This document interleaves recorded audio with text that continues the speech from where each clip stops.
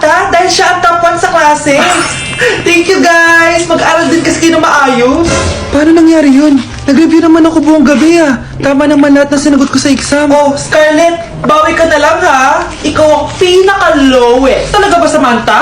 Alam naman natin dalawa kung sino talaga yung top 1 at hindi ikaw yun. Ilusyonada ka talaga kahit kailan. Loser! Ang dali-dali lang ng exam, di niyo ba nakuha? Ano bang ginawa mo, Samantha? Bakit perfect ka? Stock knowledge! Kung wala ba kayo nun? Kailangan ko malaman kung anong ginawa mo, Samantha. Magre-rewind ako. Manda ka sa akin. Nakapag-rewind ako!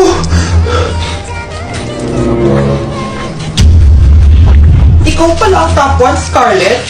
Tignan ko na lang kung sino magiging top 1 after neto. Ha? Bawal yun na! Okay, class, start na tayo. Class, magle-lesson na tayo ha! Ma'am, bago mo ituloy yan, may kailangan ka malaman. Ano yan, Scarlett? Pinagpalit mo ni Samantha yung grades namin sa laptop niyo, ma'am. Kaya hindi dapat siya yung top 1, kundi ako. Ganyan ka na ba ka-desperada, Scarlett? Naiingit ka sa akin, no? Kasi ako yung top 1. Ako ba ang desperada, Samantha? O baka ikaw? Kitang-kita dito sa phone na ginalaw mo ang laptop ni ma'am. Ikaw pala ang top 1, Scarlett? Tingnan ko na lang kung sino magiging top 1 after neto. Samantha?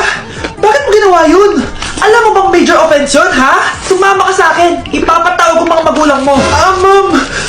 Paano nagawa ni Scarlett yun? Alam ko walang tao nun. Paano siya nakakuha ng video? Scarlett, paano mo nagawa yun? Ha? Ang alin? Nakita kita kanina. May hawak ka relo. Tapos, bigla ka na lang nawala. Nakita mo yun, Cheska? Huwag ka maingay, ha?